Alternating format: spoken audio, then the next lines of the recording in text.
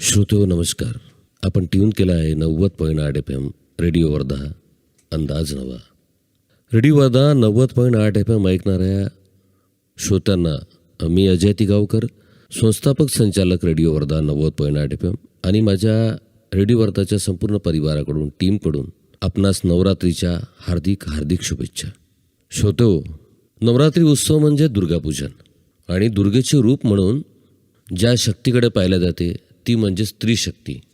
समाजाच्या जडणघडणीत महिलांचे मोठे योगदान आहे आणि म्हणून या नवरात्रीत आपल्या वर्धा जिल्ह्यातील कर्तृत्ववान 9 महिलांचे कार्य थेट आपल्या रेडिओ वर्धाच्या माध्यमातून ते आपल्यापुढे आणावे हे आम्ही आमचं कर्तव्य समजतो.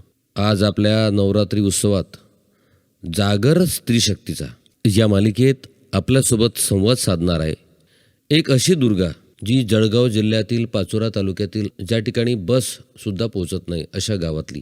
वर्ग 8वीत असताना जिचा विवाह होतो, 17व्या वर्षी ती आई होते आणि विवाह झाल्याच्या नंतर, आई झाल्याच्या नंतर ती थेट 8 विषयात पोस्ट ग्रॅज्युएट, PhD आणि आदर्श शिक्षिका म्हणून राज्य शासनाने जिचा सन्मान केला, ती दुर्गा, ती शिक्षिका, ती महिला, ती आज आपल्या रेडिओ वर्धाच्या स्टुडिओत आलेली आहे. ती आपल्यासोबत संवाद साधणार आहे आणि त्या आहेत डॉक्टर रत्ना चौधरी नगरे.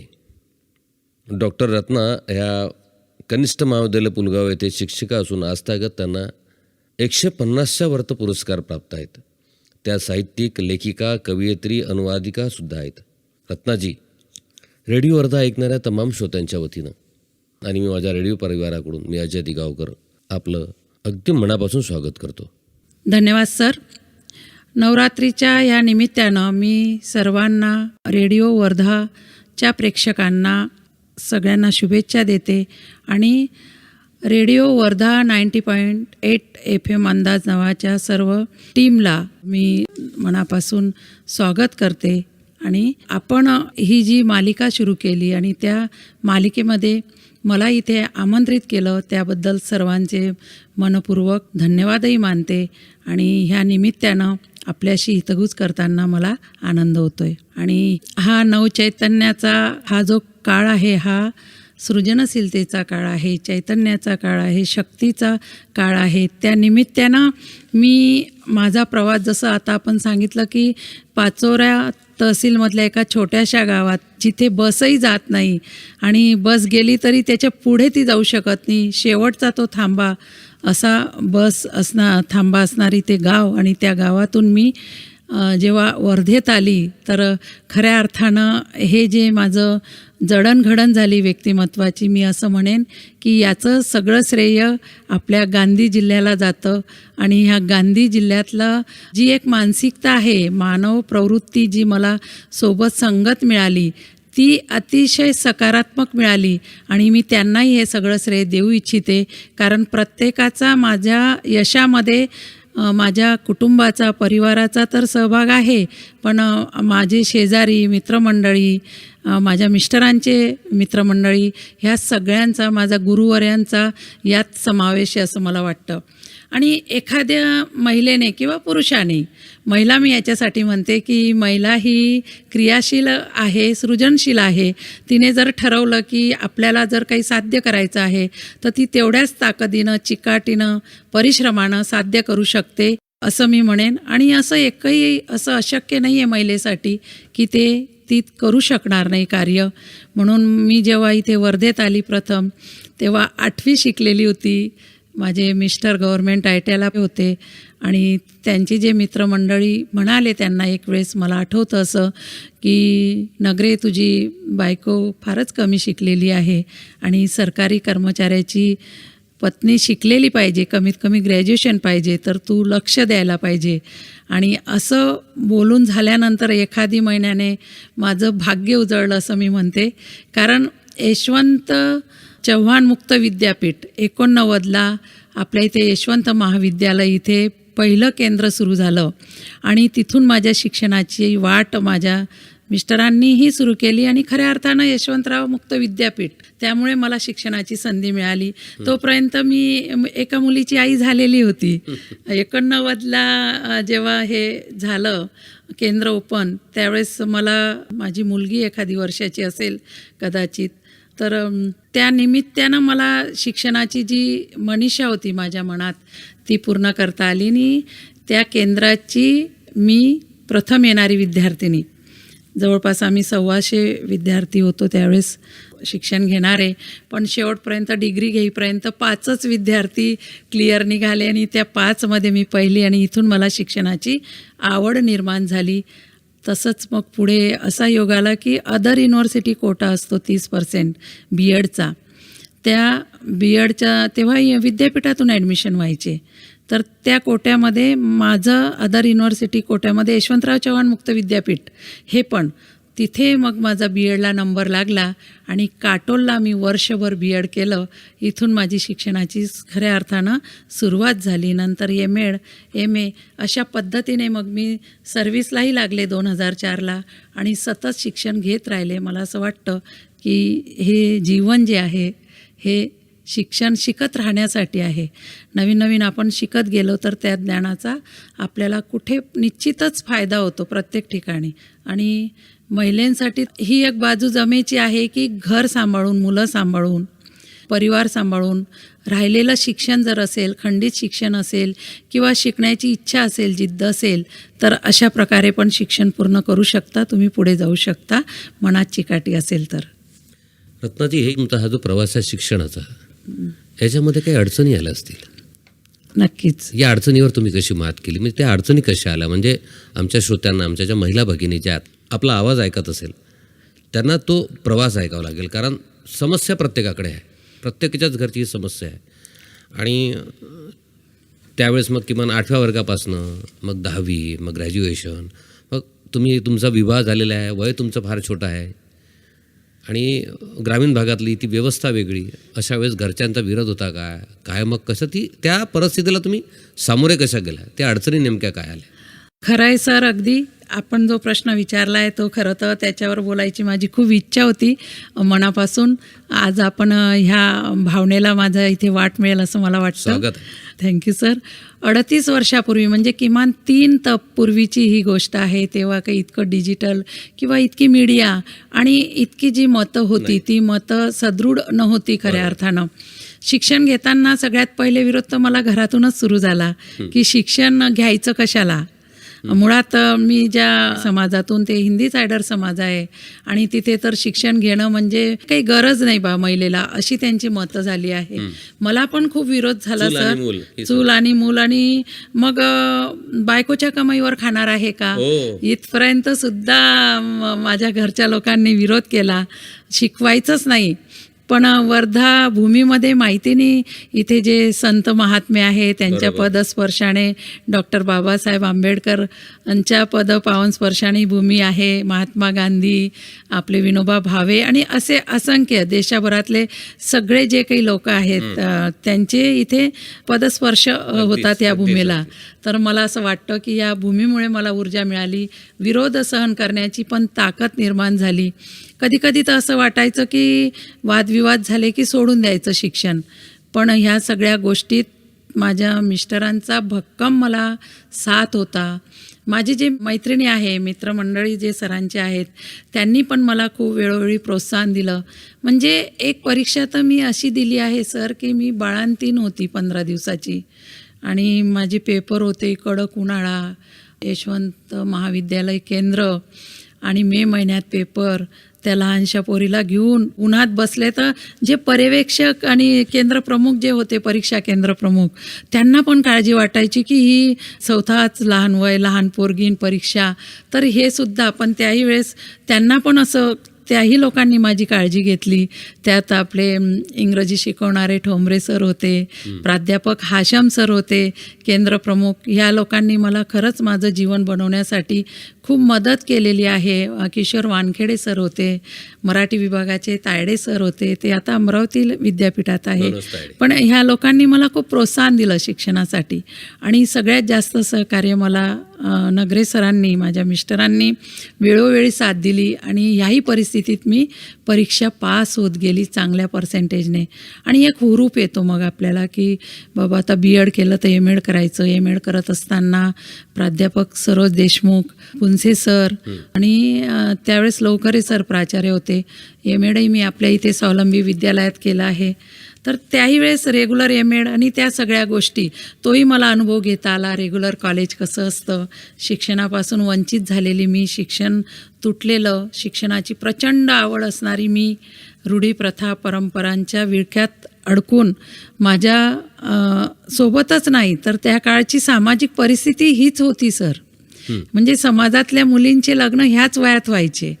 तर त्यांना आईवडिलांनाही काही वेगळं वाटत नव्हतं किंवा आपण 8व्या वर्गात मुलीचं लग्न करून दिलं असं, कारण ती एकूण जी काही हे होती परिस्थिती होती. तर त्यावेळेस त्यांना आपण इथे आल्यानंतर मात्र मला सरांच्या बदल्या होत गेल्या प्रत्येक ठिकाणी, पण सरांनी शिक्षणासाठी मला वर्धेवरून कुठेच हलू दिलं नाही, हलवलं पण नाही. आणि मग मुलींचं शिक्षण आणि माझं शिक्षण, घर, कुटुंब, अडचणी, प्रवास, या सगळ्या गोष्टी, सुख दुःख हे सगळं सांभाळत पुढे पुढे येत गेली. पण मला असं वाटतं की संकट यायला पाहिजे सर. संकट आली तर आपण खऱ्या अर्थानं ते संकट जी आहे ती पार करण्यासाठी आपल्यामध्ये जी ऊर्जा निर्माण होते त्या ऊर्जेने आपण खूप मजबूत होतो. आणि एक जीवनामध्ये, प्रत्येकाच्या जीवनामध्ये पठार अवस्था पण येते, ती पण यायला पाहिजे. कारण सगळ्यांनाच जर सुख मिळालं तर मग दुःखाची परिभाषा कळेल कशी. खरं तर सुख दुःख या सगळ्या आपल्या मानसिक कल्पनाच आहे. खरं तर आपल्या सोयीने जे होतं ते सुख आणि आपल्या गैरसोयीने होतं ते दुःख असं मी मानते. पण ह्या परिस्थिती आल्यावर आपण त्या परिस्थितीतून मार्ग काढता काढता वाटचाल करत असताना आपल्याला जे अनुभव येतात, आपल्या सोबत असणारे जे लोक आहेत, काही प्रोत्साहन देतात, काही आपलं पाय मागे खेचतात, काही आपल्याला बोलतातसुद्धा की ह्या वयात काय शिकून फायदा आहे, काय करणार आहे डिग्र्यांचं, किती पडलेले आहे शिकलेले, असं पण मी ऐकलं आहे सर. कारण 2 प्रवृत्ती सगळीकडे असतातच, एक हो आणि एक नाही. तर मला असं वाटतं आपल्यामध्ये नाही प्रवृत्ती असणारे लोक जास्त आहे. काही करायचं असेल तर काय गरज आहे करायची, खूप शिकलेले लोक आहेत, ढिगाणं पडले आहेत, तुमचा काय उपयोग होणार आहे. पण मला असं बोललं की माहितीने माझ्या मनामध्ये प्रचंड ऊर्जा निर्माण होते आणि आपण हे करायचंच ही जिद्द मनामध्ये निर्माण होते. अशा पद्धतीने मी पुढे पुढे येत गेली. आणि मला असं आठवतं की मी MAdला कॉलेज फर्स्ट आली होती, युनिव्हर्सिटीतून 13वी मेरिट होती मी. तर ह्या सगळ्या गोष्टींचा आनंद नक्की होत होता, मुलींना पण होत होता, त्या पण निरीक्षण करत होत्या. या शिक्षणामुळे आपल्या कुटुंबात, आपल्या परिवारात, आपल्या मुलांमध्ये काही फरक तुम्हाला जाणवला का? तुम्ही उदाहरणार्थ पाहिलं असं की तुम्ही 8व्या वर्गात राहिला असता आणि आता तुम्ही एक PhD धारक आहात. अनेक ठिकाणी तुम्हाला, म्हणजे तुम्ही राष्ट्रवाच्या प्रचार समितीला तुम्ही सदस्य आहात, महाराष्ट्र राज्य शिक्षक परिषद विजुक्ताचे तुम्ही समुपदेशक आहात, शासनाचे जिल्हा सदस्य म्हणून तुम्ही त्या ठिकाणी कार्यरत आहात. विशेष म्हणजे तुम्ही किशोरवयीन मुलींना मार्गदर्शन, समुपदेशन, परीक्षाकालीन समुपदेशन या रेडिओच्या माध्यमातून तुम्ही आपल्या रेडिओवरच तुम्ही हे याच्यावर मार्गदर्शन केलेलं आहे. मग आपण असं बघतो की एक शिकलेली गृहिणी महिला आणि जिचं शिक्षण झालं नसेल, मग हे कसं काही फरक जाणवतं का आपल्या परिवारामध्ये, कुटुंबात? हो, नक्कीच सर, खूप फरक जाणवतो. पण मला असं वाटतं की आपण शिक्षण घेत असताना तेवढ्याच जबाबदारीने घर सांभाळण्याची जबाबदारीसुद्धा दुपटीने वाढते आपली. नक्कीच. आणि समाजाचा बघण्याचा पण एक दृष्टिकोन असतो की बाबा शिक्षणच घेते, घराकडे दुर्लक्ष तर नाही ना वगैरे. तर मला असं वाटतं की ज्या महिला म्हणजे कार्याच्या निमित्ताने बाहेर पडतात त्यांच्यावर ही डबल जबाबदारी असते की घरचंही सांभाळायचं आणि आपलं जो कार्य आहे त्यालाही सांभाळायचं. आणि घरचं सांभाळता सांभाळता ती जी बाजू आहे सासरची माहेरची ती पण बरोबर समतोल ठेवायची. तर ही जी परिस्थिती ही प्रत्येक महिलेला फेस करावी लागते. आणि त्यात जर कमी संविषमपणा झाला तर मग मात्र वादविवाद होऊ शकतात, ताणतणाव निर्माण होऊ शकतात. जर आपल्याला ही बाजू आपली चांगली ठेवायची आहे समानतेच्या दृष्टीने तर ॲडजस्टमेंट करून सगळं सर्वसमावेशक विचाराने आपण आपलं काम करायसाठीचा जो वेळ आहे तो नक्की करू शकतो. आणि आपण शिक्षित असल्याचा जो परिणाम आहे तो होतो कुटुंबावर, आपल्या घरावर होतो, आपल्या माहेरी होतो, सासरी होतो, समाजावर होतो, आपल्या मित्रमंडळीच्या, आपल्या फ्रेंड सर्कलमध्ये सुद्धा होतो. आपल्या घरातूनच हा फरक जाणवत असतो. मग मुलांनाही वाटतं की बा आपली आई ह्या वयात करते, मग आपण का करू नये. ह्या निमित्ताने आम्ही मुलींना शिकवण्याचाही खूप म्हणजे ध्यासच घेतला. त्यांच्याही डोक्यात ते टाकलं की करिअर महत्त्वाचं आहे, पहिले करिअर करा. आणि मी मुलींची आई, समाजाचा आजही बघण्याचा दृष्टिकोन थोडा दूषित आहे सर. आपण खूप सुशिक्षित आहोत, शिकले आहोत, शहरात राहतो, तरी पण मानसिकता बदलेलच हे सांगता येत नाही. सुशिक्षित तर झालो आपण, पण खऱ्या अर्थानं सुसंस्कारित झालो का, हा पण हा एक प्रश्न होतो. जेव्हा लोक म्हणतात मुलीच आहेत का, हा प्रश्न जेव्हा आपल्यासमोर येतो, तेव्हा मात्र आपल्यामधल्या ज्या शिक्षणाच्या ज्या काही पदव्या आहेत, त्या पदव्या अशा एकमेकाला गोंधळ करतात, द्वंद्व करतात त्या, की आता यांना काय उत्तर द्यायचं आपण. जेव्हा असं आपल्याला विचारलं जातं की अरे 3 मुली असं म्हटल्याबरोबर आपल्यामधला जो काही शिक्षणाचा जो आपण घेतलेला वसा आहे तो युद्धस्तरावर येतो. आणि मग त्यातून आपण जे बोलतो आणि ती बोलण्याची जी धार आहे ती कधी कधी समोरच्या व्यक्तीला पटते, नाही पटत, पण आपल्या मनाला ती पटते, आपल्या आत्म्याला ती पटते. आणि करिअरच्या दृष्टीने मुलींना सक्षम करण्याचा ध्यास आम्ही उभयतांनी घेतलेलाच होता. विदेशात मुली जाऊन शिक्षण घेत आहेत. मोठी मुलगी पण माझी शिकलेली आहे. त्यांच्या करिअरमध्ये, त्या शिक्षणाच्या त्यांचे जे काही क्षेत्र आहे त्या क्षेत्रामध्ये त्या पारंगत आहे. आज मोठी मुलगी माझी PhD सबमिट झाली आहे, अवॉर्ड व्हायची आहे. आणि कॅनडा गव्हर्नमेंटचा एक जॉब करते.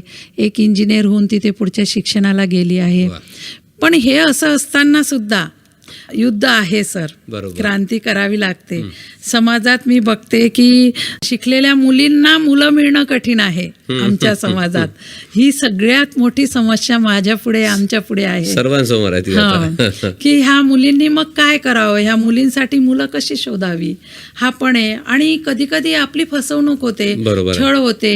कधी कधी मुलींच्या आईवडिलांकडे बघण्याचा दृष्टिकोन मुलांचा वेगळा असतो. म्हणजे ज्याला आपण अधीरता म्हणू शकतो, ती मुलांमध्ये कदाचित जास्त असते. किंवा मुलीच आहे तर मग काय, यांना आपण सेटलच आहोत वगैरे. ह्याही अडचणीतून आम्ही येतोय सर, पुढे पडतो आहोत. पण जे काही लढणं सुरू आहे, लढायचं आहे, रडायचं नाही आहे.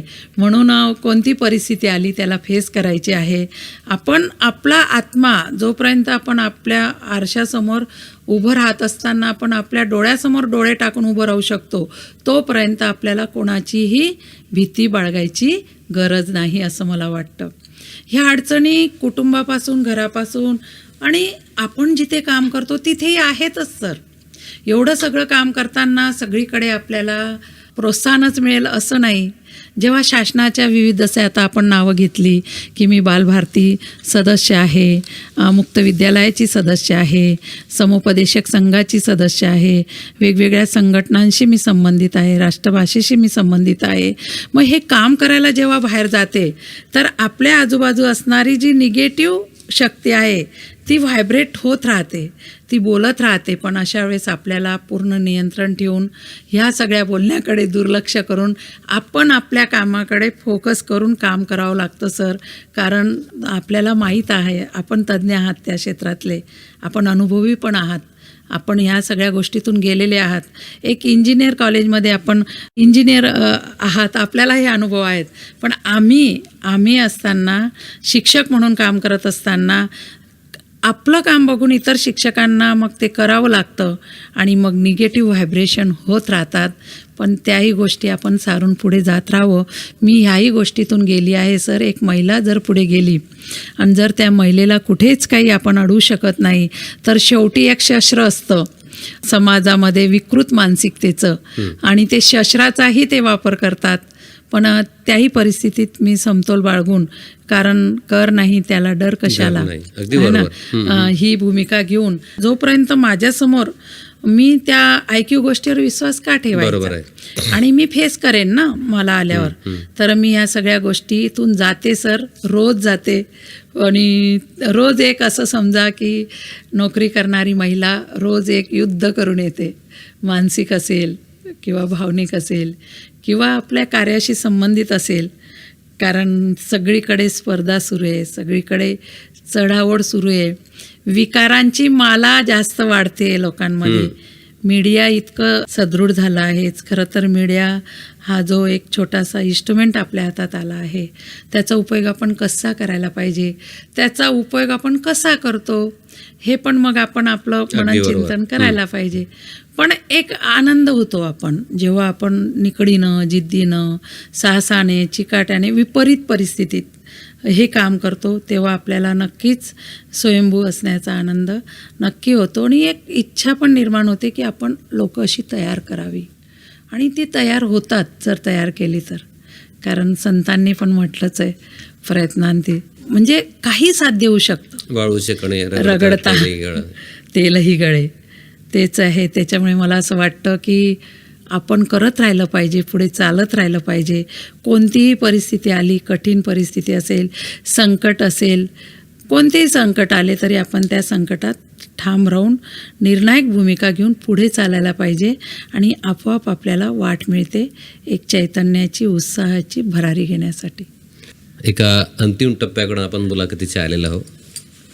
एक प्राध्यापिका, एक लेखिका, एक कवी, एक अनुवादिका, आणि इतका मोठा तुमचा हा जो प्रवास आहे. आज या दुर्गा उत्सवाचा जो सण आहे नवरात्री, आमच्या रेडिओवर ऐकणाऱ्या तमाम महिला असतील, त्यांची मुली असतील, यांना जाता जाता तुम्ही काय संदेश द्याल, काय मार्गदर्शन कराल? हा जो काळ आहे सर, नवरात्री उत्सव हा पूर्ण देशात विदेशात हा चैतन्याचा काळ आहे, हा श्री शक्तीचा जागर आहे. पवित्र कालामध्ये मी महिलांना, मुलींना हे संदेश देईल, मुलींना तर पहिले देईल की लेकींनो, सगळ्यात पहिले आपल्या आईवडिलांची मान खाली जाणार नाही असं वागा. मीडियाच्या विळख्यात तुम्ही फसू नका. आजचं हे जे जग आहे, डिजिटल जग आहे, आणि ह्या जगामध्ये जी फसवाफसवी सुरू आहे, त्या फसवाफसवीला बळी पडू नका. तुम्ही तुमचं ध्येय जे आहे, शिक्षणाच्या ज्या वाटा तुम्ही निवडलेल्या आहेत, त्या शिक्षणाच्या वाटाला न्याय देण्यासाठी तुम्ही तेवढं परिश्रम करा. आणि हे जी मानसिकता आहे आपली शरीरामध्ये, मग ती मानसिकता शारीरिक मानसिकता असेल, भावनिक असेल किंवा हार्मोन्स बदल असेल, याच्यावर तुम्ही कंट्रोल करा, नियंत्रण करा. आणि कुठेही आपल्या आईवडिलांना स्वाभिमानाने आपलं नाव घेताना स्वाभिमान वाटायला पाहिजे, अभिमान वाटायला पाहिजे, असं नाव घेऊन आपण कर्तृत्व करा. आणि महिलांसाठी मी म्हणेल की पहिले आपलं घर, आपल्या घरातली शांती, आपले घरातले लोक, आणि अशा पद्धतीने आपण मग ती सराव होते आणि तसंच आपण वागत असतो. कोणतंही वय कुठलीही गोष्ट करण्यास, शिक्षण घेण्यासाठी आड येत नाही असं मला म्हणायचं आहे. आणि आपल्यामध्ये असणारे जे चांगले विचार आहे, त्या विचारांचं सृजनशील क्रियात्मक दृष्टीने कसा वापर करता येईल याचा वसा आपण घ्यावा. या निमित्ताने मी रेडिओ वर्धा 90.8 FM अंदाज नवा या सगळ्या टीमला, संचालक सरांना आणि एकूण सगळे टेक्निशियन यांना सगळ्यांना मी नवरात्रीनिमित्त शुभकामना देते. रेडिओचे आपले जे प्रेक्षक आहे या सगळ्यांना नवरात्री उत्सवानिमित्त भरभरून शुभेच्छा. असेच हसत राहा, मस्त राहा. आपण इथे मला बोलवलं, खूप खूप धन्यवाद. नमस्कार. बांधवांनो, या होत्या डॉक्टर रत्ना चौधरी नगरे. मागच्या 15 तारखेपासून रेडिओ वर्धा 90.8 FM या आपल्या सामुदायिक रेडिओ केंद्रावरून आपण एक हिची मालिका सुरू केलेली आहे, जागर स्त्री शक्तीचा. या अनुषंगानं आपल्या वर्धा जिल्ह्यातील विविध कर्तृत्ववान ज्या महिला आहे त्यांचा आपण आपल्या रेडिओ वर्धावरून रोज सकाळी 8 वाजता त्यांच्या संवाद, त्यांचा आवाज तुमच्यापर्यंत पोहोचत आहो. बांधवांनो, या संदर्भात आपलं काही मत असेल, काही प्रतिक्रिया असतील, ते आमच्या रेडिओच्या क्रमांकावर, त्याचा नंबर आहे 8484044908. परत एक वेळा मी मोबाईल क्रमांक सांगतो आमचा 8484044908. या क्रमांकावर आपण फोन करू शकता, व्हॉट्सअप करू शकता. आपल्या आपण जी काही आपली भावना असेल, प्रतिक्रिया असतील, त्या तुम्ही आम्हाला कळवा. त्या माध्यमातून आम्हाला याच्यातून काही सूचना आल्यात आम्ही त्याचं स्वागत करू. मॅडम, आपण आमच्या रेडिओ वर्धाच्या स्टुडिओन आमच्या श्रोत्यांशी संवाद केला, त्याबद्दल मी तमाम आमच्या वर्धेकर श्रोते, रेडिओ ऐकणाऱ्या तमाम श्रोत्यांच्या वतीनं मी माझ्या रेडिओच्या संपूर्ण टीमकडून, मी अजय तिगावकर, संस्थापक संचालक,